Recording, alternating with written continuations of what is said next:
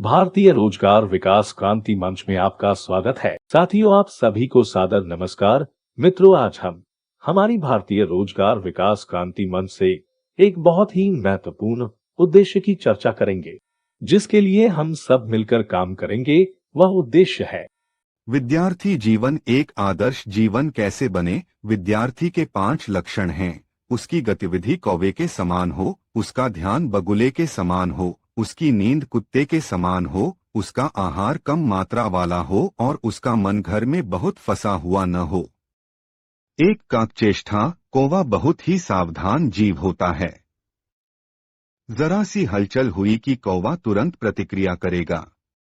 इसी प्रकार एक विद्यार्थी को अपने आसपास की वस्तुओं, व्यक्तियों व घटनाओं के प्रति सजग रहना चाहिए और उनसे सीखने का प्रयास करते रहना चाहिए।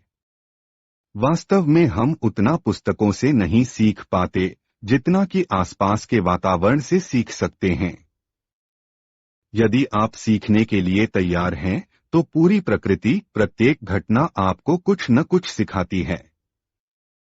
आजकल विद्यार्थी व परीक्षार्थी से यह अपेक्षा रहती है कि वह करंट अफेयर्स से भली भांति परिचित हो। उसे अप टू डेट रहना चाहिए। यही काकचेष्टा है। 2 बको ध्यानम, ध्यान यानी एकाग्रता। विद्यार्थी जीवन का तो मुख्य लक्ष्य ही एकाग्रता प्राप्त करना है। पहले इस पर भी विचार कर लें कि हमारा ध्यान बगुले जैसा ही क्यों हो। बगुले में 2 बातें बहुत खास हैं। पहली, बगुला एक टांग पर खड़ा होकर गजब का संतुलन साध लेता है। संतुलन के बिना एकाग्रता संभव ही नहीं है। एक विद्यार्थी को भी अपनी दिनचर्या में, अपने व्यवहार में, अपने मनमस्तिष्क में संतुलन रखना चाहिए। दूसरी विशेषता है स्वयं स्थिर रहकर चंचल मछली पर दृष्टि जमाए रखना।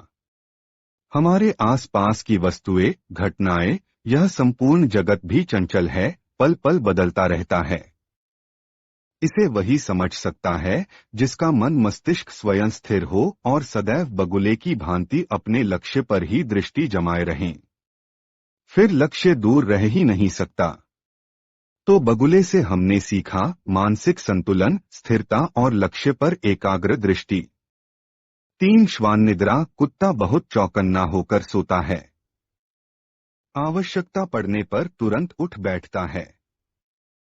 बहुत कम नींद में भी गुजारा कर सकता है।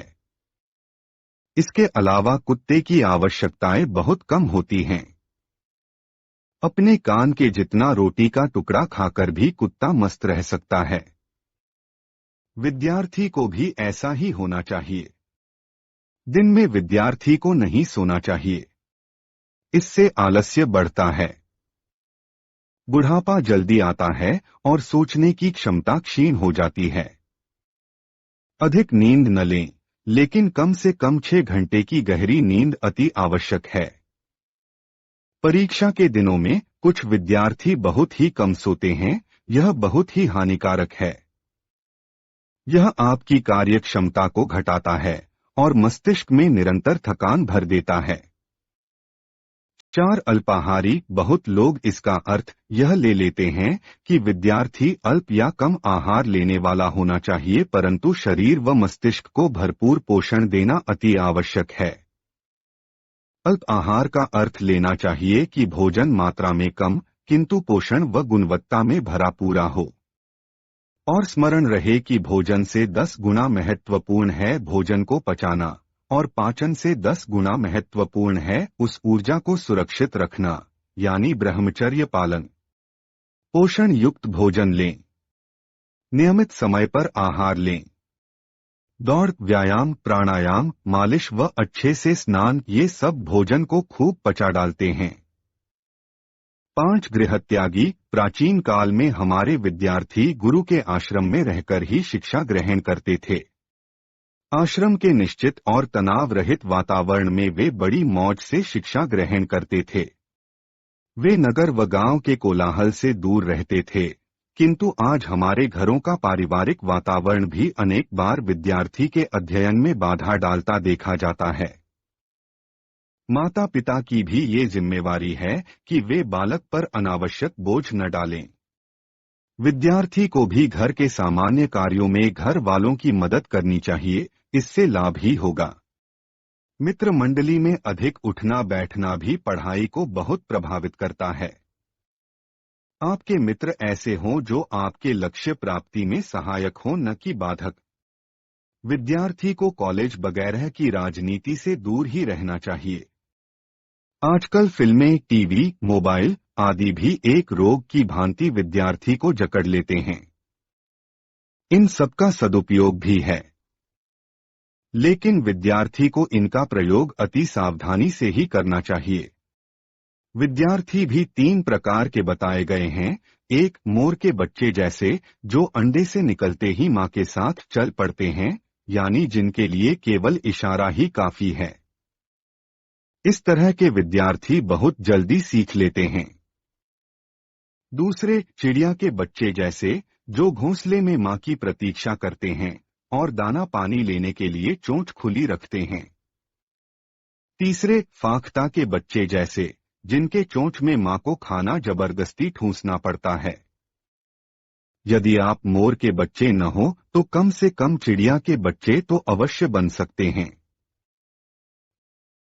तो इस प्रकार विद्यार्थी जीवन एक आदर्श जीवन होता है।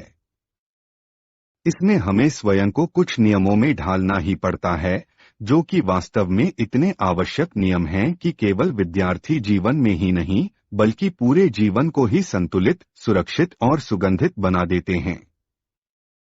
विद्यार्थी के लिए महानतम लक्ष्य केवल और केवल ज्ञान होना चाहिए, और ज्ञान का लक्ष्य होना चाहिए अपना व मानवता का कल्याण।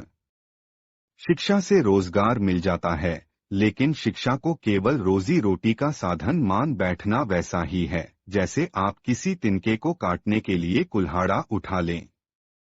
शिक्षा प्राप्त करें, सीखने के लिए, स्वयं को विकसित करने के लिए, और रही रोजगार की बात तो उसका ख्याल तो ज्ञान स्वयं रख लेगा। इस उद्देश्य को पूर्ण करने के लिए हम सब तत्पर हैं, तो इस वीडियो को लाइक करें, शेयर करें व चैनल को सब्सक्राइब करें, और भारतीय रोजगार विकास क्रांति मंच की सदस्यता के लिए दिए गए नंबर पर कॉल व व्हाट्सएप करें और घर कमाई का जरिया जानें। जय हिंद, जय भारत।